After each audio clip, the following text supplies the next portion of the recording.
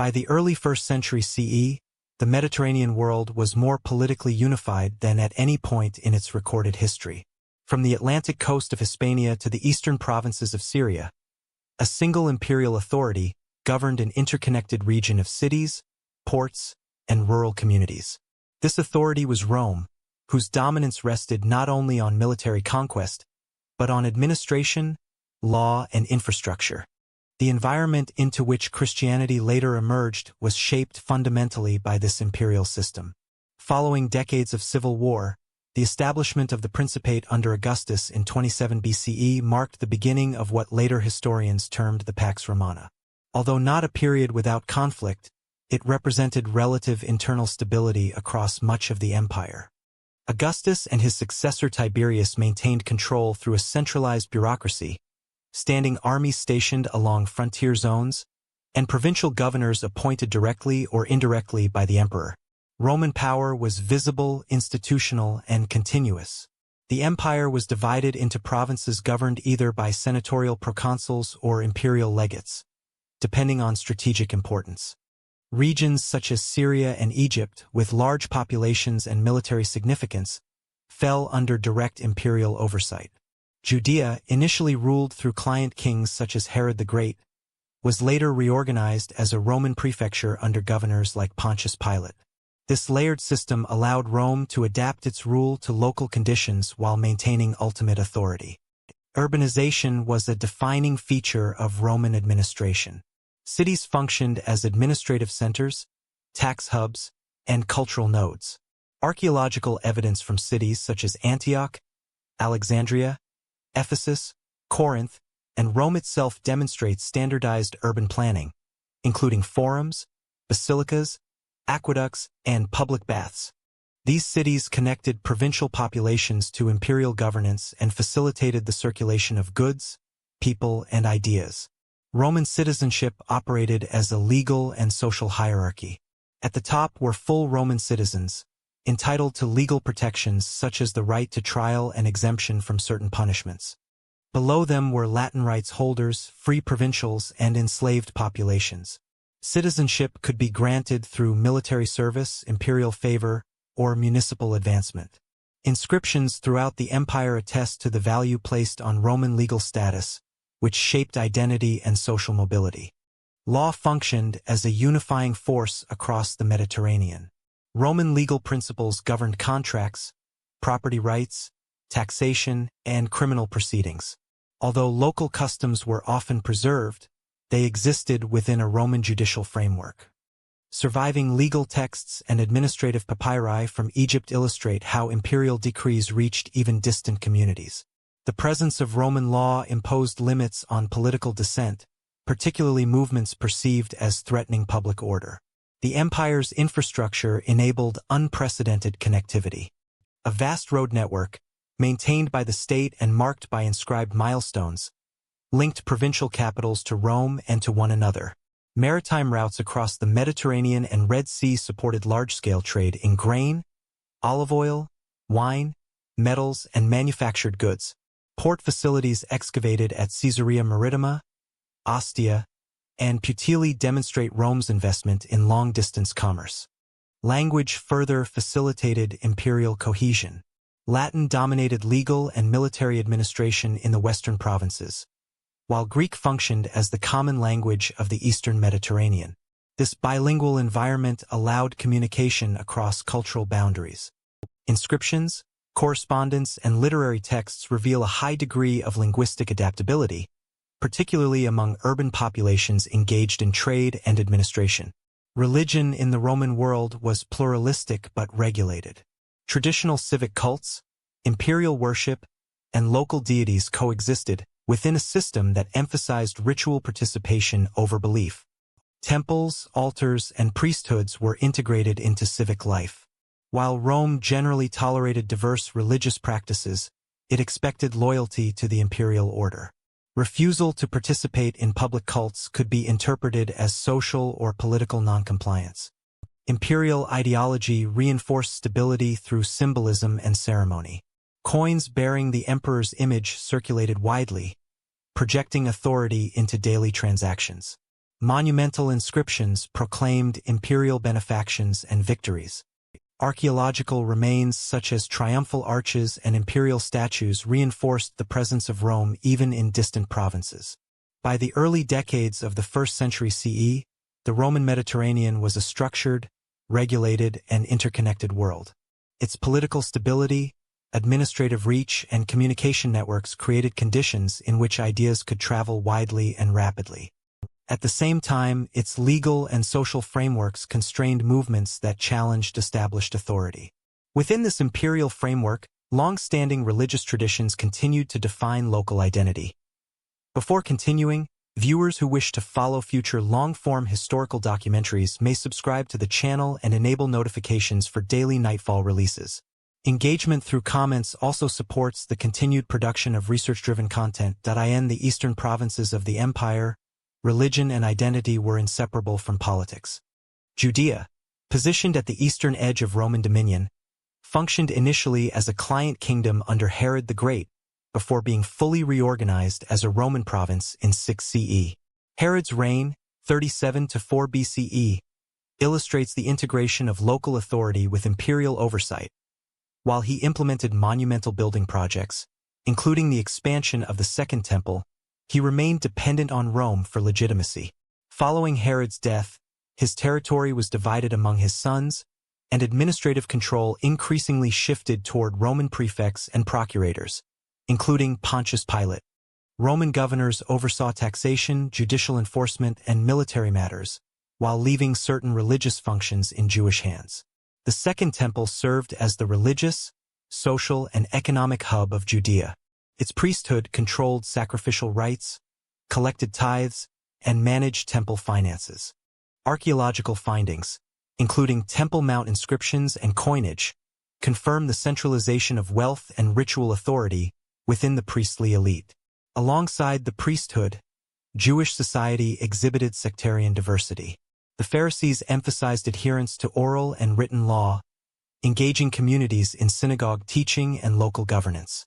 The Sadducees, concentrated among the aristocracy, maintained temple rituals and collaborated with Roman authorities. The Essenes, by contrast, withdrew to communal settlements such as Qumran, where archaeological remains and the Dead Sea Scrolls reveal strict ritual practices and apocalyptic expectations.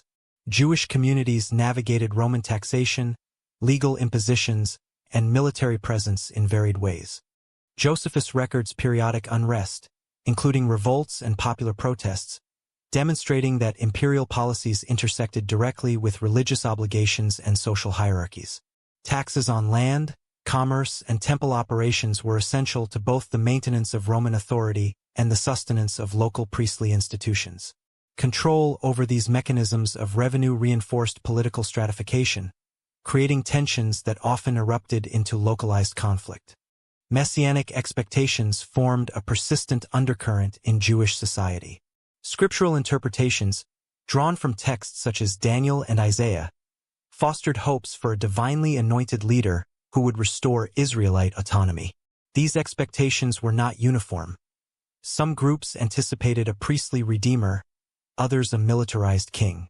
Archaeological evidence from burial practices, inscriptions, and ritual sites indicates that these beliefs were integrated into daily life, shaping social norms, communal rituals, and responses to Roman rule. This combination of governance, ritual, and popular expectation created a complex and layered environment in which new religious movements could take root. Urban centers such as Jerusalem, Sepphoris, and Caesarea functioned as both administrative hubs and cultural crossroads. Roman roads and port facilities facilitated communication with broader imperial networks, while marketplaces and festivals concentrated diverse populations. Archaeologists have uncovered structural remains, including aqueducts, theaters, and synagogues, indicating a mixture of Roman infrastructure and enduring Jewish architectural traditions. These cities provided the spatial and organizational framework necessary for the diffusion of ideas, including emerging religious movements. Religious authority and social organization remained tightly intertwined. The Sanhedrin, the Jewish Council of Elders, exercised judicial and ritual oversight, negotiating continuously with Roman officials to maintain local autonomy. This delicate balance permitted Jewish practice to persist while circumscribing political action that could be interpreted as sedition. Inscriptions and historical accounts reveal that tensions over taxation, ritual violations, and the authority of local leaders frequently led to unrest, demonstrating the conditional nature of autonomy under imperial oversight. By the early 1st century CE, Judea presented a structured yet tension-filled social landscape. Roman administration enforced external order, while local religious institutions maintained internal cohesion. Sectarian diversity, temple economics, and messianic anticipation combined to produce a highly organized, locally rooted society. Within this matrix, ideological movements, teachings, and practices could emerge, circulate, and gain traction. From this environment arose a Galilean preacher whose message would extend beyond the boundaries of the temple and endure long after the fall of Jerusalem. The life of Jesus is known through texts written decades after his death. Historical reconstruction relies primarily on multiple categories of evidence, each with specific limitations and strengths. The canonical Gospels, Matthew, Mark, Luke, and John, remain the most detailed sources for his life and teachings. Composed between approximately 70 and 100 CE, these texts were produced by communities seeking to preserve collective memory, shaped by theological aims and oral tradition. While their narrative frameworks reflect historical events, the chronology, dialogue, and specific details often prioritize interpretive or symbolic significance over strict factual reporting. Complementing the Gospels are the letters of Paul, written between roughly 50 and 60 CE. These epistles, particularly those such as 1 Corinthians and Galatians, provide the earliest extant textual references to Jesus. Paul's writings focus on his resurrection and the implications for Gentile inclusion in the movement, with few biographical details. Nevertheless, they confirm the existence of Jesus as a historical figure and the rapid formation of communities devoted to his teachings. References to interactions with Peter and James the Just, along with community conflicts, anchor Paul's accounts within the social realities of the 1st century Mediterranean world. Historical corroboration beyond Christian texts is limited but significant. Roman historians, notably Tacitus, writing in the early 2nd century CE, mention the execution of Christus under Pontius Pilate during the reign of Tiberius. Tacitus situates the movement within the broader context of Roman governance and urban unrest, providing independent verification of key events. Similarly, Jewish historian Josephus, in works composed around 93 to 94 CE, references Jesus in two passages, the so-called Testimonium Flavianum and the James passage. Although scholars debate later Christian interpolation, textual and philological analysis allows reconstruction of elements of Josephus' original narrative, confirming Jesus' existence and social presence in 1st century Judea. Archaeological evidence contributes indirect but informative context. Excavations in Galilee, Nazareth, and surrounding regions illuminate the material and social environment of Jewish villages where Jesus likely lived. Structures, domestic installations, pottery, and inscriptions from this period demonstrate settlement patterns, economic activity, and religious practices consistent with gospel descriptions of itinerant preaching, market interaction, and community gatherings. The absence of direct artifacts associated with Jesus himself is consistent with the limited preservation of individuals from marginal social strata in the 1st century archaeological record. Oral tradition played a critical role in shaping textual accounts. Early Christian communities relied on mnemonic methods, repetition, and communal storytelling to transmit teachings and events. Scholars analyzing form-critical elements of the Gospels identify repeated narrative motifs, parables, and miracle accounts, suggesting established storytelling conventions within 1st century Judea. These conventions indicate that historical memory was organized around key actions and sayings, with adaptations to local audiences and theological emphasis. Distinguishing between historical reconstruction and theological interpretation requires methodological caution.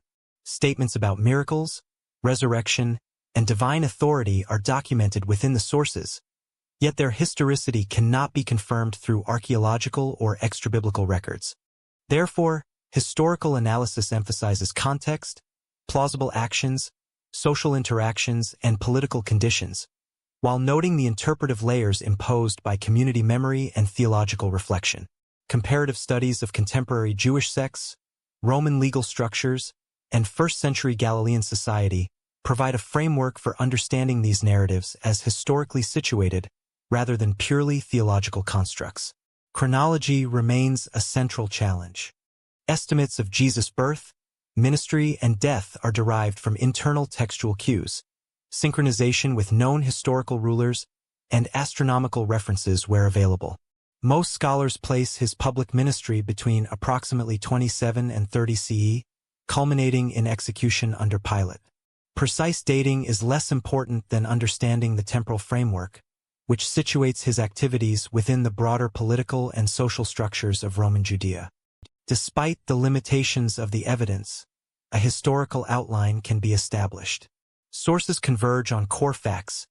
Jesus existed as a Jewish preacher in Galilee, engaged in itinerant teaching, interacted with local and regional authorities, and was executed under Roman governance. Early followers formed communities that maintained his teachings, produced textual records within decades, and contributed to a movement that would extend across the Mediterranean. Careful analysis of textual, historical, and archaeological sources allows scholars to reconstruct the environment, social networks, and actions surrounding this figure without relying on theological claims. By examining these diverse sources in combination, a foundation emerges for further historical investigation. The next stages involve situating Jesus' ministry within the cultural, religious, and political context of Galilee and Judea, and tracing how his teachings interacted with existing Jewish beliefs and Roman oversight. Jesus' message was rooted in Jewish scripture, not a rejection of it. Historical sources indicate that his teaching primarily unfolded between approximately 27 and 30 CE in Galilee, with later activity in Judea. Gospel accounts, corroborated by chronological and geographical markers, situate him in villages and towns such as Nazareth, Capernaum, and Bethsaida, traveling along established routes connecting local marketplaces and synagogues. His activities focused on instruction, moral guidance, and ritual observance within a Jewish framework, emphasizing ethical conduct, adherence to the Torah, and the coming kingdom of God as a present and imminent reality. The ministry employed a variety of pedagogical techniques. Parables were a frequent method, conveying moral and religious principles through narrative analogy. Textual analysis identifies repeated motifs addressing wealth, justice, and community behavior, indicating a structured rhetorical approach designed for both memorization and dissemination. Sources indicate that he regularly engaged with local synagogue communities, interpreting the law in ways that emphasize compassion and ethical consistency. His interpretations were both within the bounds of Jewish debate and occasionally positioned in tension with established authority figures, reflecting the dynamic religious discourse of first-century Galilee. Healing traditions formed a central element of his public activity. Gospel accounts attribute exorcisms, restoration of sight, and curing of illness to his ministry, though historical assessment focuses on the social and cultural context of such acts. Healing gatherings attracted large crowds, facilitated interpersonal networks, and reinforced his authority as a teacher. Archaeological evidence of Galilean villages, with their communal gathering spaces, provides material context for these activities. Healing, in this framework, functioned as a tangible expression of ethical and spiritual authority within Jewish communal life, aligning with broader cultural expectations of charismatic figures. Jesus' relationship to Jewish law was complex and nuanced. Sources indicate that he observed festivals, dietary restrictions, and Sabbath regulations while challenging ritual interpretations he deemed inconsistent with broader ethical obligations. He frequently debated with Pharisaic leaders and scribes, engaging in argumentation over purity, ritual compliance, and social responsibility. Textual evidence shows attention to marginalized populations, including tax collectors, women, and the poor, highlighting interpretive approaches to the Torah that emphasized inclusion and communal integrity without outright rejection of existing legal frameworks.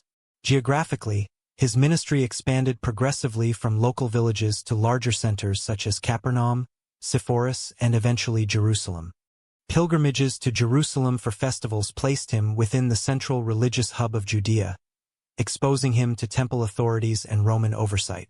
Archaeological data from Herodian period Jerusalem indicate the density of ritual, economic, and administrative activity at the temple, situating his final public engagements within a politically sensitive environment. These movements illustrate the spatial and social networks through which his teachings were transmitted and later recorded. Interactions with followers and early disciples were structured yet flexible. Sources record small group instruction alongside broader public discourse, indicating the development of intimate teaching circles and public proclamation. Leadership within these groups appears to have been organized according to relational authority rather than formal hierarchy, with evidence in textual accounts of delegated responsibilities, including preaching, collection, and care for community members. These arrangements contributed to the sustainability and dissemination of his teachings across Galilee and Judea. Chronologically, the ministry demonstrates a progression from Galilean itinerancy to a concentrated period of activity in Jerusalem, culminating in the events leading to his arrest. Each stage was shaped by the interaction of social, religious, and political factors. Roman administrative structures, local governance, and temple authorities provided both constraints and opportunities for public activity, creating a setting in which movement, teaching, and gathering were visible and potentially contentious. The combination of itinerant preaching, localized instruction, and strategic engagement with ritual centers maximized reach within the available social networks. By the conclusion of this period, the recorded activities positioned Jesus at the intersection of religious instruction and political awareness. His ministry, while firmly embedded in Jewish scripture and ritual practice, attracted attention from authorities whose oversight extended over both civic order and religious life. The convergence of itinerant teaching, engagement with diverse social groups, and presence at central ritual sites established a pattern of public visibility that ultimately intersected with political authority, setting the stage for the subsequent trial and execution under Roman governance. Within weeks of Jesus' execution, his followers were proclaiming his resurrection in Jerusalem itself. Sources such as 1 Corinthians 15 verses 3 to 8 indicate that by the early 30s CE, early adherents articulated a consistent creedal formula, emphasizing that Jesus had died, was buried, and was raised on the third day. This assertion, preserved in the earliest letters of Paul, provides historical evidence that belief in the resurrection served as a central, unifying ideological core for the nascent movement. It functioned less as a doctrinal abstraction and more as a rallying point for communal identity, enabling dispersed followers to maintain cohesion in a volatile urban environment under Roman oversight. The leadership of this early community was both familial and relational.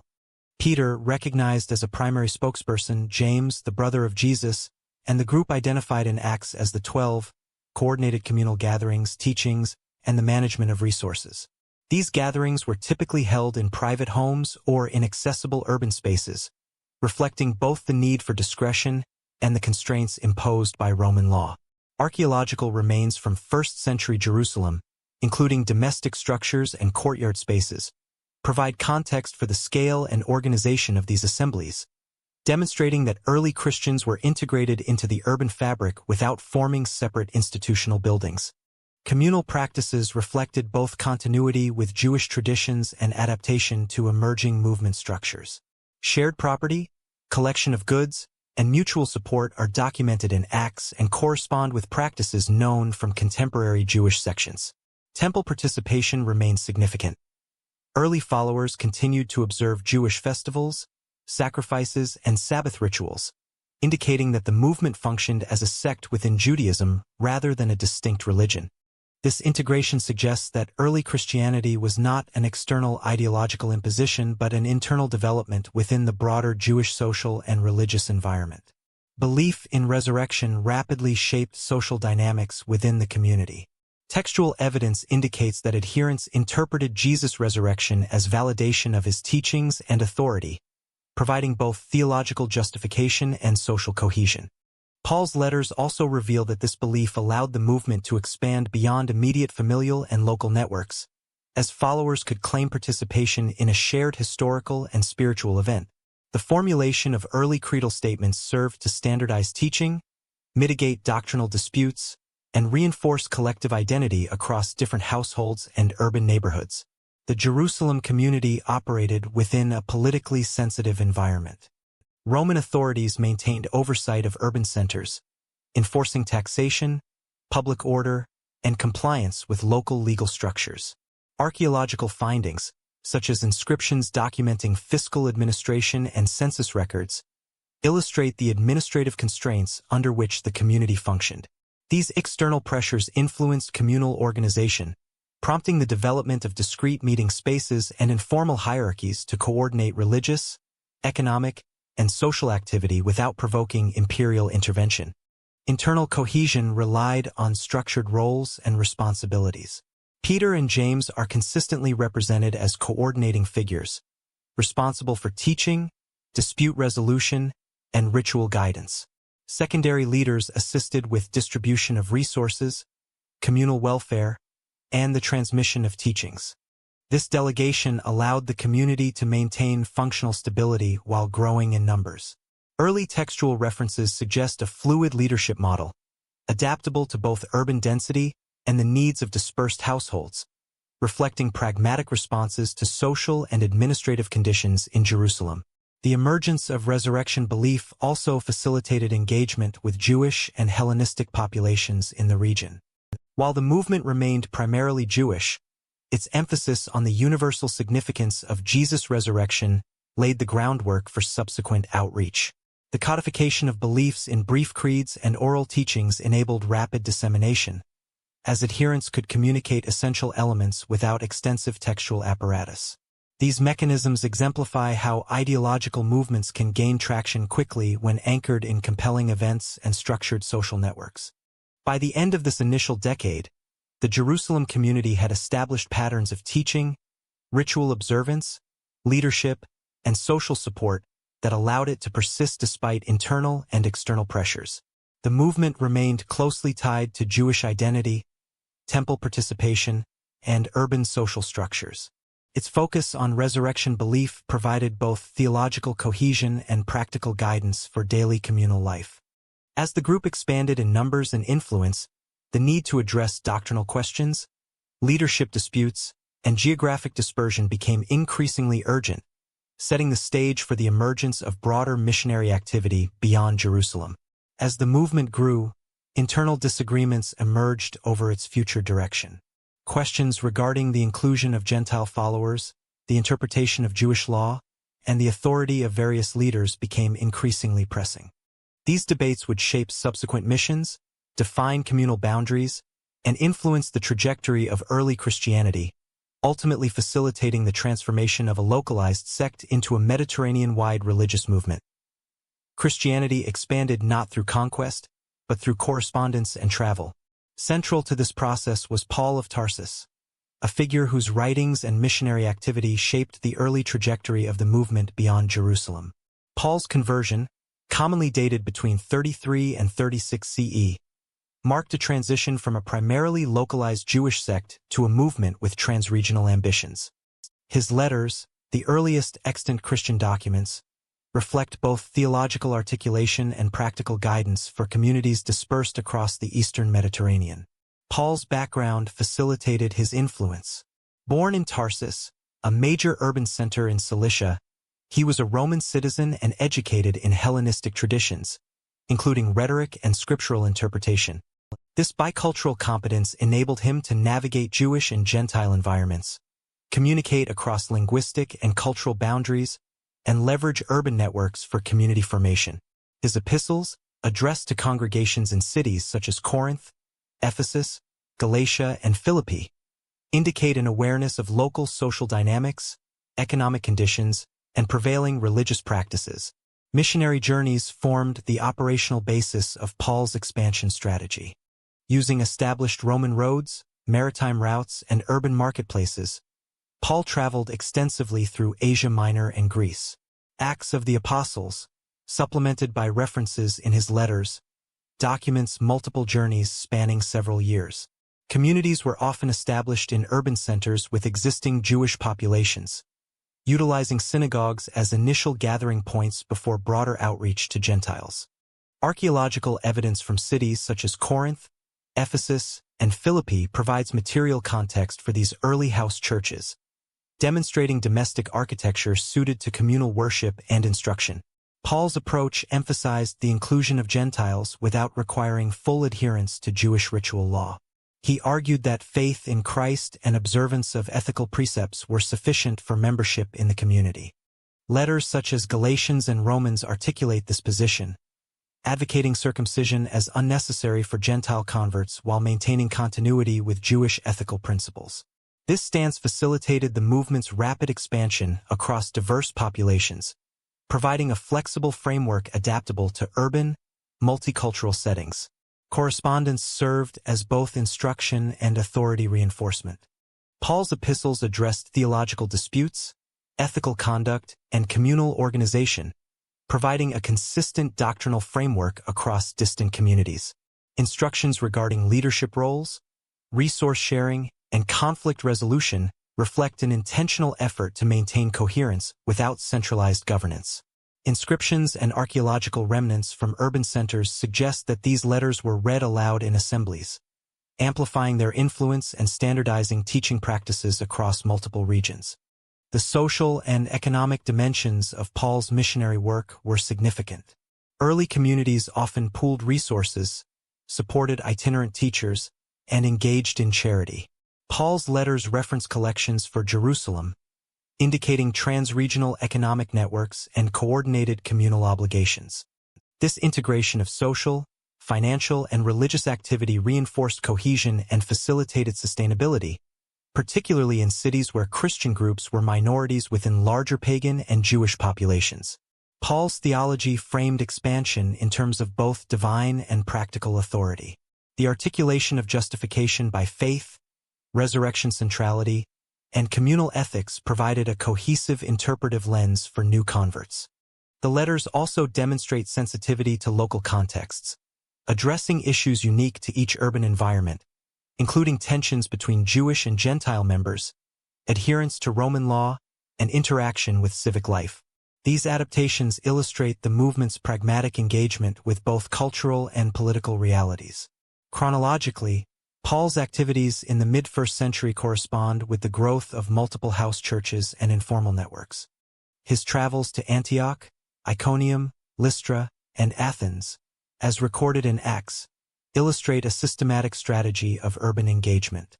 By leveraging existing Jewish diasporic communities as entry points, Paul created overlapping networks capable of sustaining teachings, facilitating correspondence, and recruiting local leaders. Material evidence, such as inscriptions, domestic architectural layouts, and urban burial practices, corroborates the presence of organized groups in these cities during the relevant period. The integration of Gentiles into the movement, facilitated by Paul's theological and logistical strategies, fundamentally altered the social composition of early Christianity. His approach permitted adaptation to diverse urban environments while maintaining coherence around central beliefs.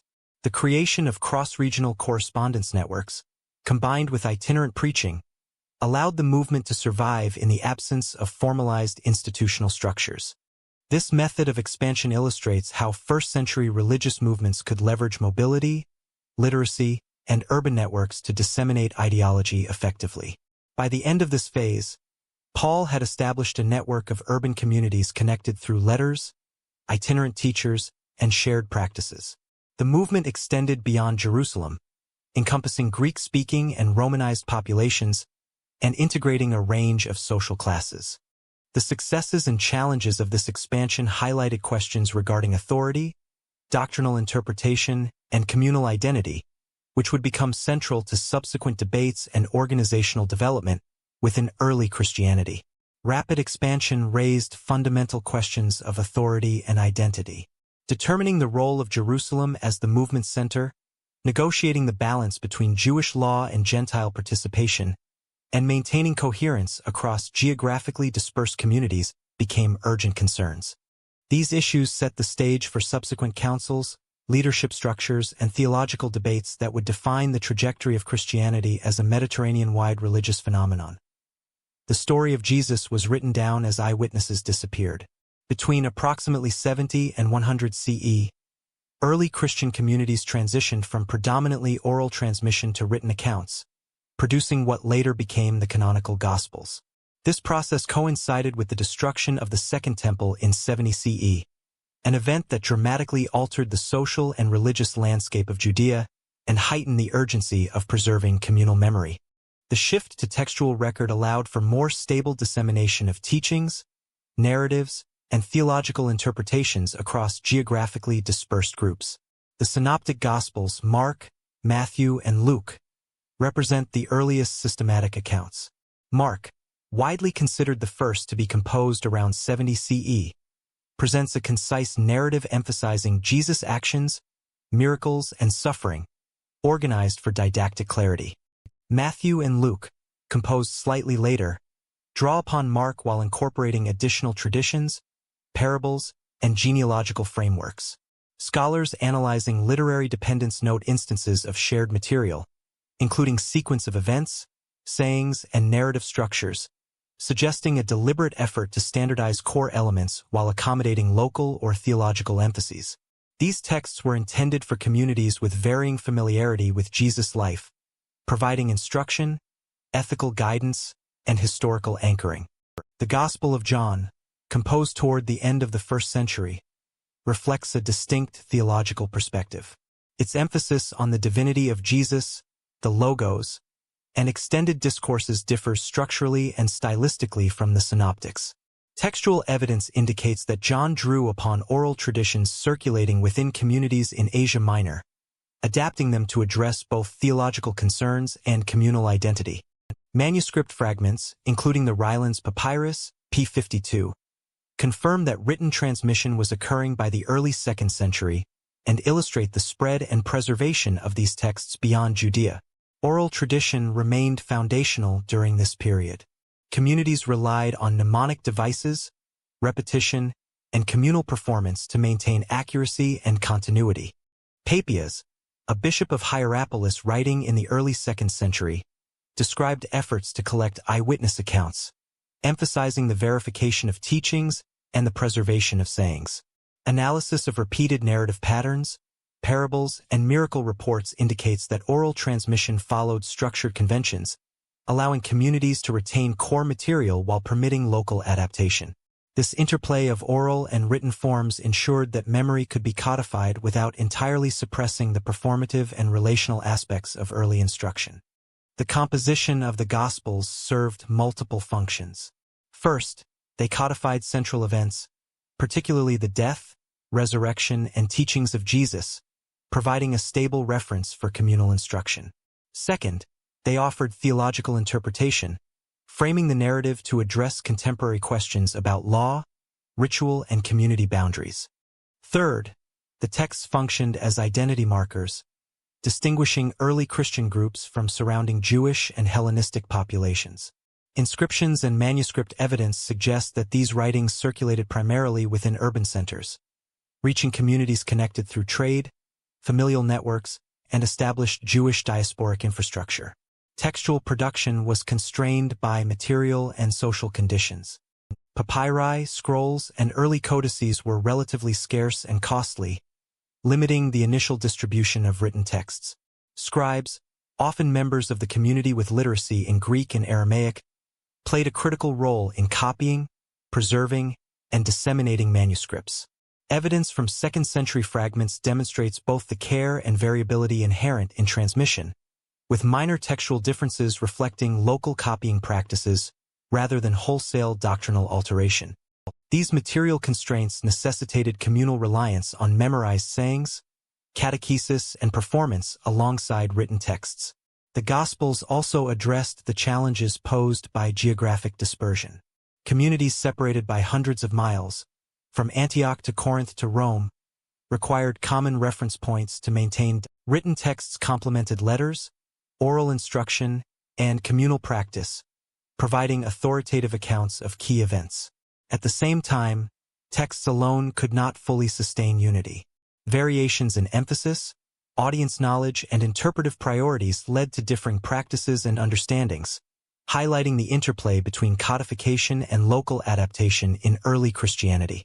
Archaeological evidence provides context for this literary development. Findings in urban centers of Asia Minor, such as Ephesus and Pergamon, reveal domestic spaces suitable for gatherings, instruction, and reading. Graffiti, ostraca, and marginal inscriptions indicate literacy levels, textual circulation, and the presence of networks capable of supporting written transmission. These findings corroborate textual evidence, demonstrating that early Christians operated within a social and material environment conducive to both oral and written forms of memory preservation. By the end of the 1st century, the writing of the Gospels had established the foundation for Christian identity beyond Jerusalem.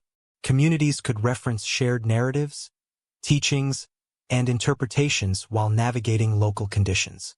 The combination of oral memory, written texts, and communal practice ensured that core beliefs, particularly regarding Jesus' ministry, death, and resurrection, could be maintained across diverse urban and rural environments. Textual codification was therefore not an endpoint but a mechanism to sustain coherence in a movement that was increasingly widespread and heterogeneous. Texts alone could not sustain unity across distant communities. The preservation of shared memory required ongoing leadership, communal teaching, and interpretive engagement. Letters, gatherings, and oral performance remained central to reinforcing identity, mediating disputes, and adapting narrative to local circumstances. This dynamic set the stage for the next phase of development, in which organizational structures, leadership hierarchies, and doctrinal clarification would emerge to support a movement operating throughout the Roman Mediterranean. Organization became essential as Christianity spread across cities. As the movement moved beyond Jerusalem, the proliferation of communities in Asia Minor, Greece, and Rome created practical and theological pressures requiring formalized leadership structures.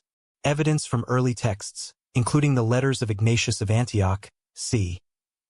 110 CE, and the Didache, demonstrates that roles such as bishops, elders, and deacons were increasingly codified to maintain doctrinal consistency, coordinate communal resources, and provide pastoral oversight. These offices emerged in response to both internal growth and external challenges, ensuring the survival and coherence of dispersed Christian groups. Bishops, or episkopoi, functioned as primary overseers of urban communities. Ignatius emphasizes their role in maintaining unity, supervising instruction, and administering ritual practice, particularly the Eucharist. Bishops also mediated disputes, safeguarded textual and oral tradition, and coordinated interaction with other urban centers. Archaeological and textual evidence from Asia Minor indicates that bishops were recognized within local networks, often residing in central domestic spaces adapted for teaching and assembly. This centralization facilitated communication, allowing communities separated by distance to remain interconnected.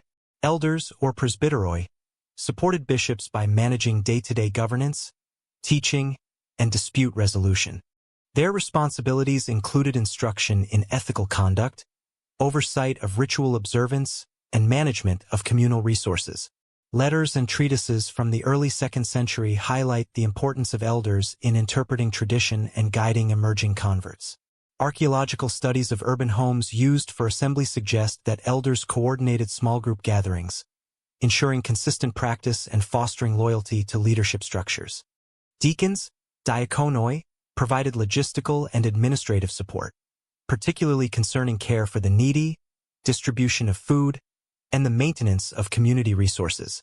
The Didache emphasizes deacons' role in assisting bishops during liturgical functions and ensuring equitable allocation of shared property. These roles indicate that early Christian communities were not solely spiritual networks but functioned as organized social systems, capable of sustaining membership, teaching, and material support in urban contexts. Archaeological evidence of domestic courtyards, communal storage, and modest gathering spaces aligns with these descriptions, confirming that structural organization was both practical and necessary. Instruction and catechesis were central responsibilities for all levels of leadership. Leaders coordinated the transmission of teachings, reinforced ethical norms, and mediated disputes among members. Texts preserved in Ignatius' letters and the Didache reflect standardized teaching protocols, including instruction in moral precepts, ritual practice, and communal obligations. This formalization mitigated doctrinal confusion and provided continuity across geographically dispersed groups. Leaders were accountable both to local congregations and, by extension, to wider networks of Christian communities, fostering cohesion in the absence of centralized institutional authority. Leadership development also included succession planning and authority validation. Bishops were recognized not only through appointment but also by endorsement from neighboring communities or acknowledgement of prior service. The early emphasis on continuity reflects a concern for long-term stability, particularly in a context where persecution or social disruption could disrupt communal continuity. Such mechanisms ensured that leadership roles remained effective instruments for maintaining both instruction and identity across multiple urban centers. The emergence of these structures facilitated communication and logistical coordination. Communities relied on letters, messengers, and personal travel to transmit guidance, resolve conflicts, and maintain uniformity in ritual and ethical practice. Epistolary evidence, including correspondence between early bishops, illustrates an emerging network of intercity oversight. This coordination allowed communities in distant cities to align on issues such as baptism, Eucharistic practice, and membership inclusion, while still adapting to local conditions and demographics. Institutional organization also enhanced the movement's resilience in the face of external pressures. Roman authorities maintained public order, monitored religious activity, and regulated urban life, creating both opportunities and constraints for Christian groups. Structured leadership allowed communities to negotiate with civic authorities, maintain discretion when necessary, and coordinate communal activity efficiently. Archaeological evidence from urban domestic spaces indicates that early Christian assembly points were modest yet functionally adapted for multiple purposes, including instruction, ritual, and resource management, consistent with the textual depiction of organized urban leadership. Social cohesion and communal identity were reinforced through these leadership structures. Bishops, elders, and deacons acted as intermediaries between local members and the broader network of communities, facilitating both practical coordination and ideological reinforcement. Standardization of ritual and ethical instruction contributed to shared identity across urban and regional populations, allowing Christianity to maintain coherence despite significant linguistic, cultural, and social diversity within the Roman world. By the early 2nd century, the development of leadership hierarchies, codified responsibilities, and intercommunity networks had established a durable framework for sustaining Christian identity. Communities possessed the organizational capacity to survive leadership transitions, external scrutiny, and internal disputes. The combination of centralized oversight, delegated responsibilities, and standardized instruction ensured that teachings, ritual practices, and social support mechanisms could continue effectively in cities across the Roman Mediterranean. Greater visibility increased interaction with Roman authorities. As Christian communities became organized, their presence in urban centers became more apparent through gatherings, ritual observances, and social outreach. Structured leadership both facilitated and necessitated negotiation with civic officials, establishing patterns of engagement, compliance, and occasional conflict. This visibility would influence subsequent patterns of regulation, persecution, and legal accommodation, marking a new phase in the evolution of Christianity as a distinct, organized movement within the Roman imperial framework. Defining Scripture was a gradual and contested process. By the mid-2nd century, Christian communities across the Roman Mediterranean faced an expanding array of texts, teachings, and letters claiming authority. These included the canonical Gospels, Pauline epistles, non-Pauline letters, apocalyptic writings, and diverse oral traditions. The diversity of available texts raised questions regarding authenticity, doctrinal alignment, and communal use. Communities increasingly required criteria to determine which writings were authoritative, leading to early stages of what would eventually become the New Testament canon. One of the earliest challenges emerged in the work of Mark Ion of Sinope, active in the 140s CE. Mark Ion compiled a collection of Pauline letters and a version of Luke's Gospel while excluding references to Jewish scripture and law. His approach, emphasizing a sharp distinction between a just creator God and the God represented in Hebrew texts, provoked widespread debate. Church fathers, including Tertullian and Irenaeus, responded by defending continuity with Jewish tradition and insisting upon adherence to texts recognized by multiple communities. Martian's intervention illustrates how the process of canon formation was reactive as well as constructive, as communities defined boundaries in response to heterodox interpretations. By the mid-2nd century, early canonical lists began to emerge. The Muratorian fragment, dated to approximately 170 CE, provides one of the earliest extant attempts to codify authoritative Christian texts. It identifies the four Gospels, Acts, Pauline letters, and some other writings as legitimate while excluding others. The fragment demonstrates that recognition of texts was both communal and functional, guided by factors such as apostolic authorship, widespread usage, and theological consistency. Lists like this reflect the need for shared textual authority to maintain unity across geographically dispersed congregations. Textual authority was reinforced through both public reading and instruction. Manuscripts were read aloud in gatherings, enabling communal engagement with Scripture. Leaders, including bishops and elders, interpreted these readings to ensure doctrinal consistency, resolve disputes, and provide ethical guidance. This practice illustrates that authority depended not solely on the texts themselves but on their mediated interpretation within structured communities. Letters, commentaries, and oral teaching complemented the circulation of texts, providing a multi-layered system for preserving coherence. Variability in early textual transmission also influenced canon formation. Manuscripts copied by hand exhibit minor variations in wording, order, and inclusion, reflecting both local practices and interpretive adaptation. Scribes, typically literate members of the community or attached to urban centers, played a crucial role in producing copies and ensuring circulation.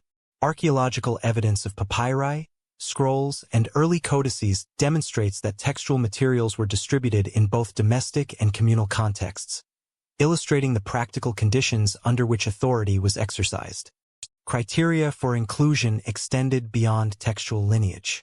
Apostolic connection, the capacity to support teaching and ethical instruction, and compatibility with established theological norms were primary considerations. The presence of disputed writings, including the Shepherd of Hermas, the Epistle of Barnabas, and Gospel of Peter, reflects ongoing negotiation of boundaries. Communities assessed these texts in terms of both historical credibility and functional utility, highlighting that canon formation was a social as well as theological process. The process was gradual and non-linear. Acceptance of texts occurred at different rates in Asia Minor, Greece, and Rome, influenced by factors such as local leadership, network connectivity, and proximity to apostolic authority. While some writings, including Mark, Matthew, Luke, John, and Pauline letters, achieved near-universal acceptance, others remained contested or regionally confined. Manuscript evidence indicates that even by the early 3rd century, variants persisted in collections and order, emphasizing that canonization was an evolving phenomenon rather than a fixed moment. Community engagement with texts was mediated by ritual and pedagogical frameworks. Scripture was read alongside instruction in ethical behavior, communal norms, and liturgical practice. Leaders interpreted texts to address local disputes, social challenges, and theological controversies, creating a feedback loop in which authority was exercised both through reference to Scripture and through communal adjudication. This model reinforced cohesion in communities facing linguistic, cultural, and political diversity within the Roman Empire. Martian's challenge, alongside other heterodox movements, underscored the importance of defining both content and use of Scripture. Responses by Church Fathers established principles for determining textual authenticity, emphasizing continuity with apostolic teaching, consistency with received tradition, and practical utility in guiding communal life. These criteria informed later consensus on authoritative texts, laying the groundwork for the eventual canon formalized in the 4th century. Manuscript evidence and early patristic writings reveal a gradual, negotiated process rather than a singular decree. The integration of canonical texts into urban and diasporic communities demonstrates the interplay between material culture, literacy, and authority. Archaeological discoveries of papyrus fragments, codices, and domestic reading spaces indicate that textual authority was both performative and physical. Leadership roles ensured that texts were not merely stored but actively read, interpreted, and enacted within communal gatherings. This dynamic allowed dispersed communities to maintain cohesion, doctrinal stability, and shared identity despite geographic and social dispersion. By the mid-3rd century, these processes had established a functional framework for textual authority. Communities possessed recognized texts, criteria for evaluating new or disputed writings, and leadership structures capable of mediating interpretation. These mechanisms allowed Christianity to operate as a cohesive movement, transmitting teachings, ethical norms, and ritual practice across urban and rural contexts. Canon formation was thus both a theological and practical endeavor, reflecting the demands of dispersed, multilingual, and socially diverse communities.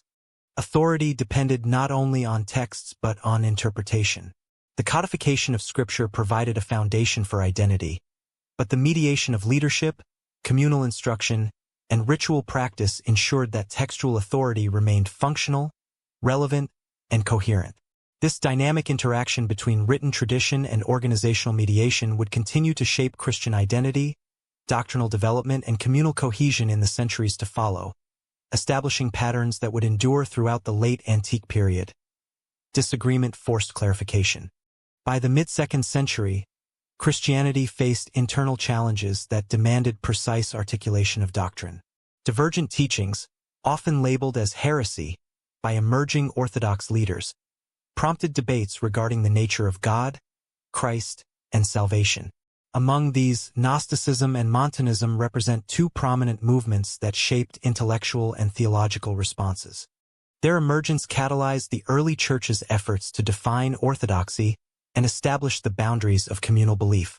Gnosticism, characterized by a dualistic worldview, posited a distinction between a transcendent, unknowable God and a flawed material creator. Gnostic texts, including the Apocryphon of John and other Nag Hammadi codices, articulate elaborate cosmologies in which salvation is achieved through secret knowledge, gnosis. Communities adhering to these ideas often integrated elements of Platonic philosophy, Hellenistic cosmology, and reinterpretations of Jewish scripture. Gnostic emphasis on esoteric revelation and spiritual elitism contrasted sharply with the emerging Orthodox focus on communal teaching, apostolic authority, and the tangible experience of Christ within historical and ritual contexts. Montanism, emerging in Phrygia in the mid-2nd century, offered a contrasting challenge. Led by Montanus and prophetesses Priscilla and Maximilla, the movement emphasized ongoing prophecy, ascetic discipline, and imminent eschatological expectation. Its insistence on charismatic authority and direct revelation threatened the emerging hierarchical structures of bishops, elders, and deacons, which sought to standardize instruction, ritual practice, and ethical norms. Montanism demonstrated the persistent tension between local spiritual experience and institutional cohesion, highlighting the need for mechanisms of oversight and doctrinal adjudication. Responses to these challenges were articulated by leading figures such as Irenaeus of Lyon and Tertullian of Carthage. Irenaeus' Adversus Heresies, composed in the late 2nd century, systematically countered Gnostic cosmologies, emphasizing the continuity of creation, the historical incarnation of Christ, and the authority of apostolic teaching. He employed scriptural exegesis, appeals to communal memory, and hierarchical legitimacy to distinguish orthodoxy from heterodox interpretations. Archaeological and textual evidence demonstrates that Irenaeus' arguments were widely disseminated and functioned as reference points for local bishops seeking to maintain doctrinal cohesion. Tertullian addressed Montanist and Gnostic challenges with a combination of legal, rhetorical, and theological reasoning. He defended the role of structured leadership, the integrity of Scripture, and the necessity of communal interpretation. Tertullian's writings reflect awareness of both internal and external pressures, including Roman oversight, social norms, and intellectual debate. His articulation of the Trinity and defense of creedal formulations indicate the integration of emerging theological reflection with practical governance of communities. Doctrinal boundaries were established through a combination of text, hierarchy, and pedagogy. Leaders codified beliefs, mediated interpretation, and enforced communal norms. Criteria for orthodoxy included apostolic foundation, consistency with Scripture, and capacity to sustain communal life. Heterodox movements served as catalysts, prompting clarification of Christological, soteriological, and eschatological claims. By differentiating acceptable teachings from marginal or sectarian claims, early Christian communities reinforced identity, cohesion, and stability across diverse urban and rural settings. Philosophy became a tool for defense and explanation. Apologists, including Justin Martyr and Clement of Alexandria, integrated Stoic, Platonic, and Middle Platonic concepts to articulate Christian beliefs in terms intelligible to Greco-Roman audiences. Justin's dialogue with Trypho and First Apology exemplify the application of philosophical reasoning to scriptural interpretation and defense against both Jewish and pagan critiques. Such engagement enhanced intellectual credibility, provided frameworks for theological discourse, and reinforced communal cohesion by situating Christian thought within broader cultural conversations. Debates also encompassed ritual, ethical, and organizational practices. Disputes over baptism, Eucharistic participation, ascetic discipline, and leadership legitimacy reflect the interaction of doctrinal and practical concerns. Textual evidence, including letters, homilies, and treatises, demonstrates that early Christian communities actively negotiated these issues, employing both precedent and reasoned argumentation. The codification of ethical norms, tied to scriptural interpretation and apostolic authority, reinforced boundaries between orthodox and heterodox groups. The interaction between heretical movements and orthodox response highlights the social dimension of doctrinal consolidation. Communities were networked across cities and regions, requiring consensus mechanisms and shared textual references. Letters from bishops, presbyterial councils, and early synods reveal ongoing negotiation, adaptation, and enforcement of boundaries. Material evidence, including inscriptions, papyri, and early codices, supports textual accounts of communication and coordination across these networks, underscoring the practical realities of maintaining orthodoxy in a geographically dispersed movement. By the early 3rd century, these processes had stabilized much of the doctrinal landscape. Gnostic and Montanist movements persisted but were increasingly marginalized through both theological argumentation and organizational structures. Canonical texts, interpreted and mediated by established leadership, provided authoritative reference points for teaching and dispute resolution. Philosophical reasoning augmented scriptural interpretation, allowing communities to engage external audiences while maintaining internal coherence. The consolidation of orthodoxy was therefore both reactive and proactive, addressing challenges while systematizing beliefs and practices for future generations. Intellectual debate contributed to the refinement of Christian identity. The articulation of Christological, soteriological, and ecclesiological doctrines was inseparable from practical governance and social cohesion. Leaders balanced the preservation of received tradition with adaptation to new cultural, linguistic, and social contexts. The interplay of heterodox challenge, textual authority, and philosophical articulation illustrates how early Christianity negotiated complexity to achieve continuity across time and space. By the mid-3rd century, the framework of orthodoxy, reinforced through leadership, canonical texts, and philosophical reasoning, allowed Christian communities to operate within the Roman Mediterranean with shared identity and doctrinal clarity.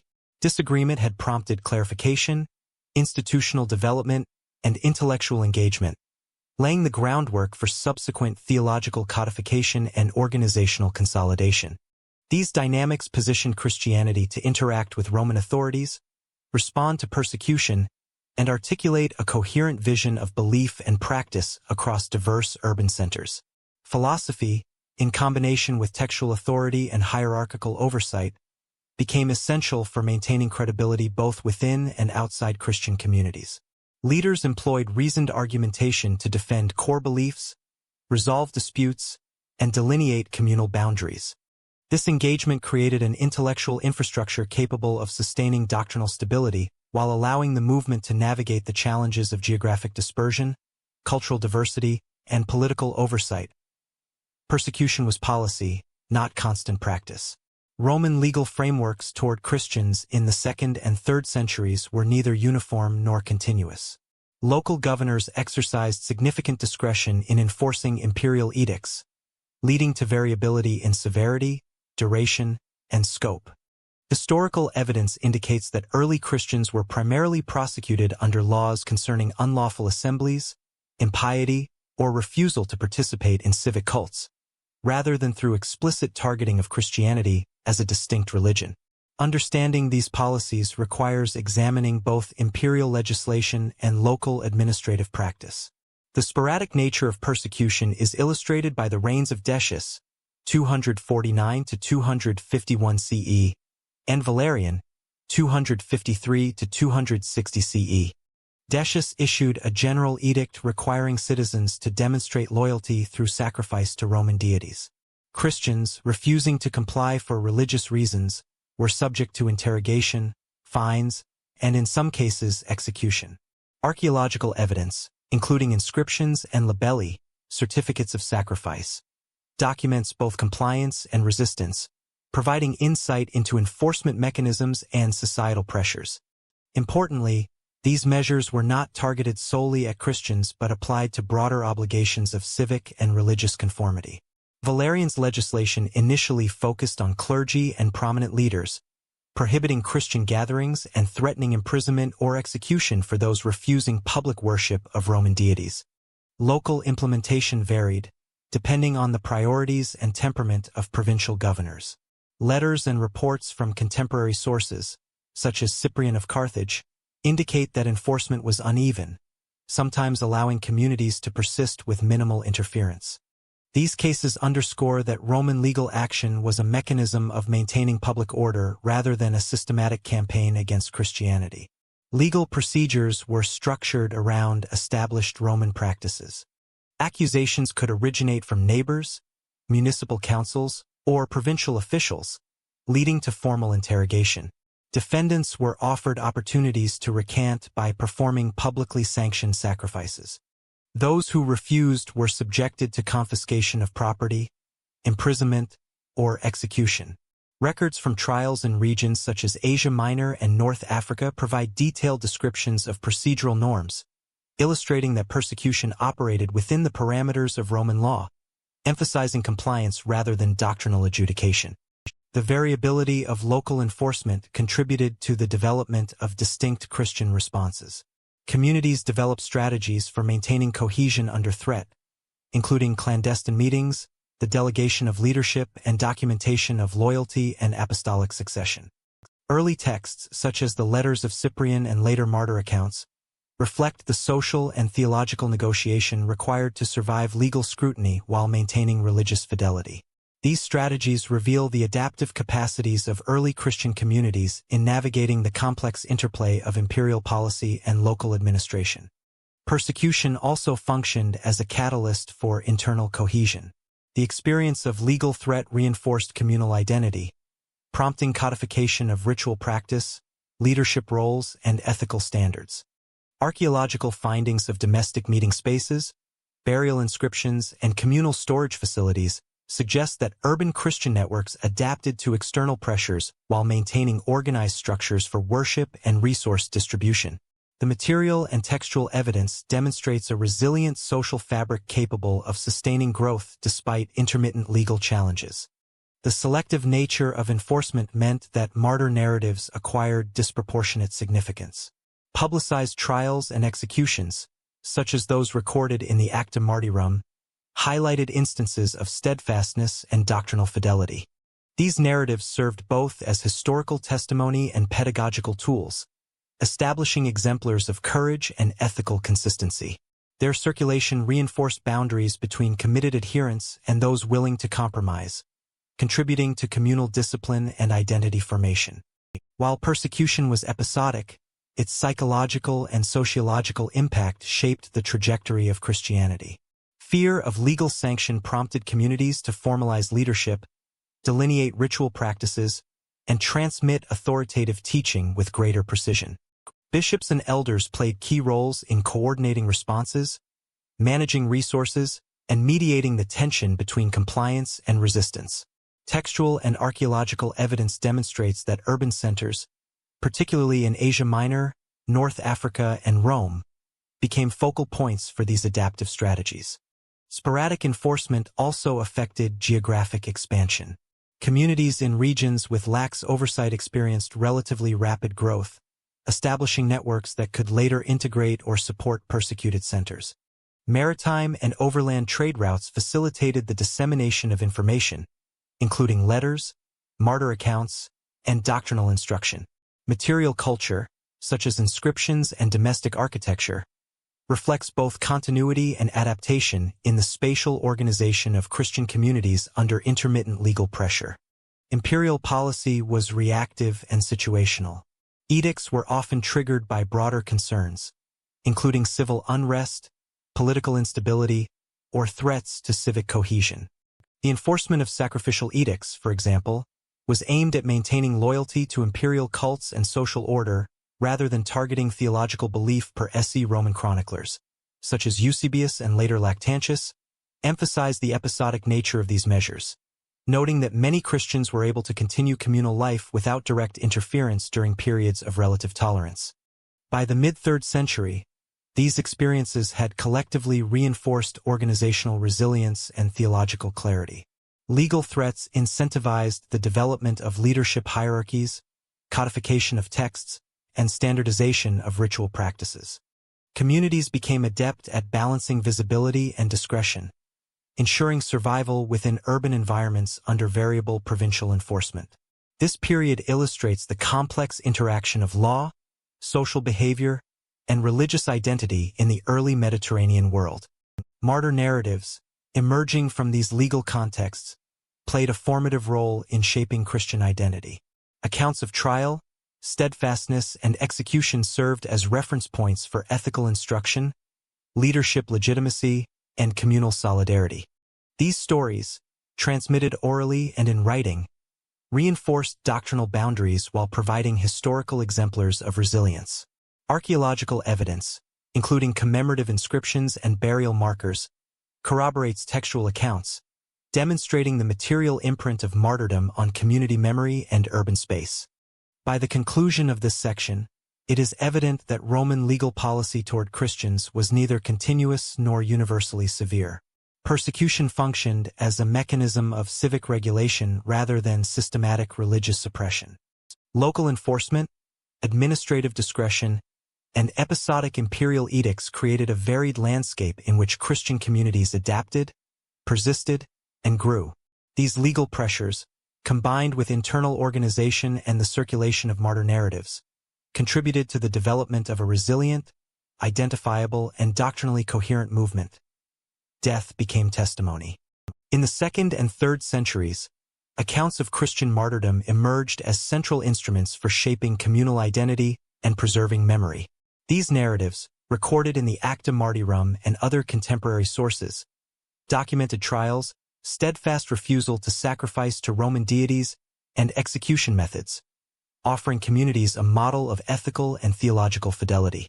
Beyond their literary function, martyr acts influenced spatial, ritual, and commemorative practices, leaving enduring marks on urban landscapes and religious consciousness.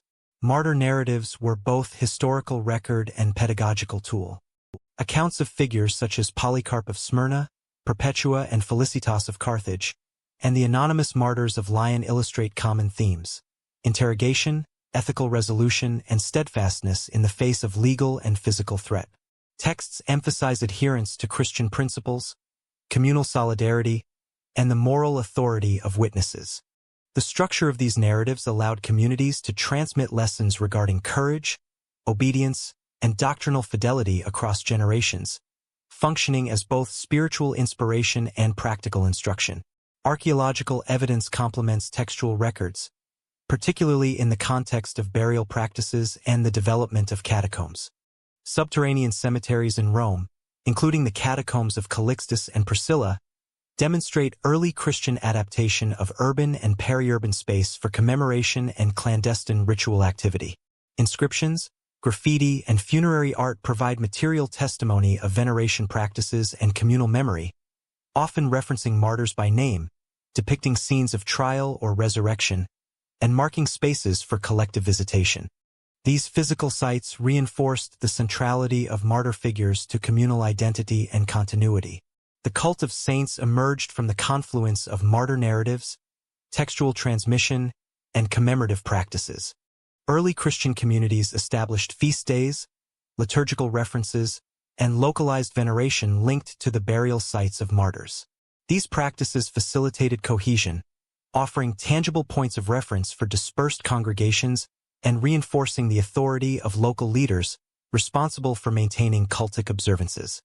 Archaeological findings of small shrines, inscriptions, and portable devotional objects indicate the material and ritual dimensions of this emerging cult. Martyrdom narratives also functioned as a lens for understanding Roman legal enforcement.